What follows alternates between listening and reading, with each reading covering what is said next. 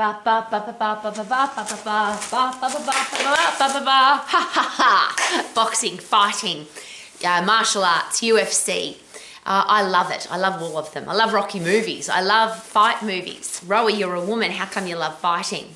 Well, it's not the fighting that I love. And there's two reasons why I love a sport where two people go onto a mat or into a ring and one person wins. I'm not a fan of team sports for this reason. If I play badly and we win, I have no pleasure in that. If I play really well and we lose, I have no pleasure in that. With any kind of one-on-one sport, there's one person that wins. And that's why I love fighting. Now, the other reason, of course, that I love fighting is I have a husband who is an international fight coach. He still competes regularly internationally and he fights hard. He's tough, he's strong, he's powerful, he's focused, he's committed and fearless. He loves to fight, and it's not about hurting somebody, and that's the thing that people don't seem to understand about martial arts. It's never about hurting somebody.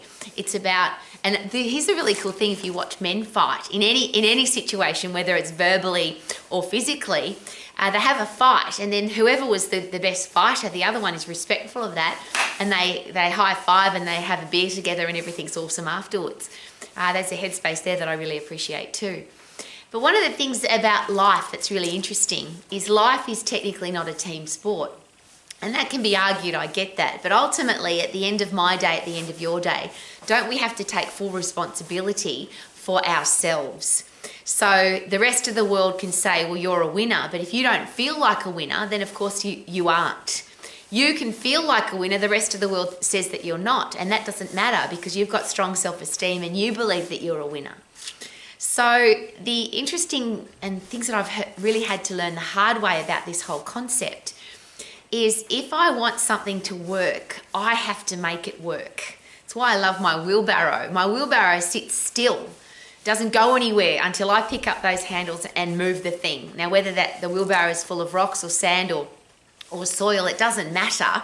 I have to pick it up and move it, otherwise it doesn't go anywhere. I have to take full responsibility for what that wheelbarrow can do. And isn't our life the same?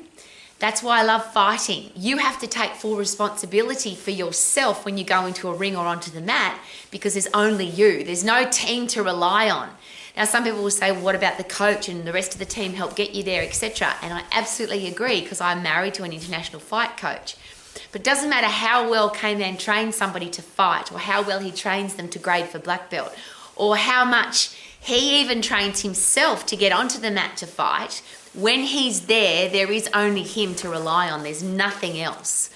And I think that if we had a headspace where instead of who can help me, and I'm an absolute believer in there's a lot of people that can help you.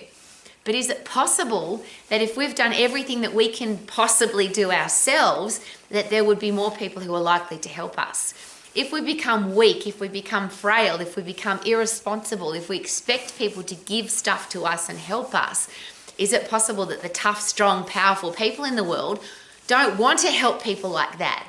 But if you go to somebody who's tough and strong and powerful and they've worked really hard and they've done everything that they can possibly do to become successful, to become a winner, to become a champion, to win at whatever it is that they do, and they can see that you've done the same thing, is it possible that they're more likely to help you? And that's why I love fighting, because I will fight for everything that I believe in. I will fight for my right to be a human being, my right to do all the things in my life that I want to do. I'm a firm believer to fight for what I believe in. But I have to do that myself. I can't expect other people to help me. Here's a great philosophy or headspace to consider. It's nice if I get help. It's nice if people offer their help. But should that be an added value, not the reason why I succeed? And that's why I love fighting, because it's not a team sport. It's two people go in, one person comes out the winner. So in your life, what are you doing every single day? And I'll rephrase, because I ask myself this question every day, and I would never ask you a question that I don't ask myself. Rowie, what are you doing today to get fitter and stronger? What are you doing today to become better at what you do? What are you doing today to help your financial plan? What are you doing today to make sure that you are in respectful, kind relationships and that you are the best person for the relationships that you're in? Now, I hate the word best for a reason, so I'm going to rephrase that. How can I keep getting better? My challenge with the word best is it's a limitation. It has a ceiling on it. If I think that I'm the best, I can't get better. And I don't ever want to live my life like that. So how do we know if something's going to work? How do we know if the plan that we put into place is going to be successful for us? And of course, we never know that until we've done it. And that's the other challenge I've got with help. If somebody tells you how to do something, you still don't know it's going to work until you've done it yourself. And I'll give you some examples of things that I've had to learn the hard way. When I first came into the exercise profession, I believed what people told me. I believed the exercise programs that they were giving me were good. I believed the exercises were safe. I believed because they were a professor or a 30 years experienced gym owner, or because they had 100 people in their class, that they must know what they're talking about. But I had to learn the hard way that if I don't know my anatomy and physiology, I can't work out whether an exercise is safe or not. I don't know if that exercise is going to work for me until I do it. And if it hurts me, now I know that it was unsafe. So what can I do to make sure that it doesn't hurt me? I have to learn my anatomy and physiology. I have to learn how the human body works so that I now have the tools required to have a healthy, fit, strong body. I had to learn that the hard way. I don't want to rely on other people to tell me what to eat and how to exercise. How about you? I don't want to rely on some expert to tell me this is how you should and shouldn't move your body, or how your body does and doesn't work, because those experts disagree constantly. So I don't want to be involved in the disagreement. I want to know that I've done my learning and training and studying. I've used my favorite quote, the best place to find a helping hand is the end of your own arm. I now know that I can analyse an eating and exercise plan based on the science of anatomy and physiology, not the guessing of experts that adapt the application of anatomy and physiology. I want to adapt that and apply that for myself. I learnt the very hard way that business and success in business and your career, you have to work that out for yourself. I was given plenty of help. I went to seminars and conferences and read every business book and listened to all the business experts. And here's what I found out. If it works, you'll have a successful business. If it doesn't work, you won't. But you have to be the one that makes it work. You can't rely on the person who wrote the book. The person who wrote the book, most of the books I've read on business are people who've never run a business. How ridiculous for me to read the book. I can't blame those people for writing the book. They've got every right to write a book however they want to. But if I pick up a book that's written by somebody that's never run a business and I apply that to my life and my business doesn't work, well, that's not their fault, that's mine. So I'm taking full responsibility. If I want something to work, I have to work it out for myself. And unlike anatomy and physiology, which is a set science, it's a little bit more difficult in business because it's not a set science. But when you study the successful businesses and work out what did they do long term, and that's the really big thing here, and I apply that to exercise and business and relationships and financial plans. What's the point of something working for a short time or a short term? For me, healthy, fit and strong means for the rest of your life. For me, a successful business means for the rest of your life. Your career path is something that you love doing for the rest of your life because you've found your passion and you're doing that. Financial plan is not being broke one week and having a stack of money the next week, wasting money the week after, having a financial plan the week after, being a multi-billionaire and then going broke. To me, financial security means exactly that. I'm financially secure for the rest of my life. So how do I know that it's going to work? It's working day to day, week to week, month to month, year to year for the rest of my life, not for a short term. And surely relationships are the same. I, like you, have had many short-term relationships and had to learn the hard way that if I'm looking for long-term, loyal, respectful, kind, beautiful relationships, that I have to be that person. I have to take responsibility for me, not expect other people to be the way I want them to be. There's two things there. Is it possible that if I'm a great person, I may attract great people into my life? And I say may with hesitation because there's two things. I may not. I may be a beautiful person and still attract horrible people into my life, but at least I'll be able to work it out a bit quicker. But the beautiful thing is if you respect yourself, if you have high self-esteem and self-confidence, if you are a loyal, kind, respectful, gorgeous person, is it possible that you don't need other people in your life? They just add value to your life if they do come in, but you don't need them because you like who you are. And I turn towards the sun because to me all energy comes from the sun.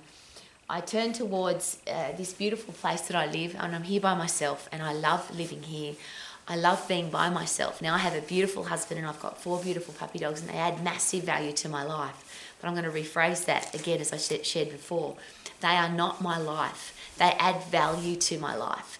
Is it possible that if you are expecting people to make you happy, if you're expecting people to make your career successful, if you're expecting your boss to pay you more, if you're expecting the bank to give you financial security, if you're expecting the people in your life to make your life better, is it possible that you could get disappointed? Now, you may not. You might have beautiful people that are going to inspire you to be healthy. They're going to push you to have a career or business that you love. They're going to force you to be financially free.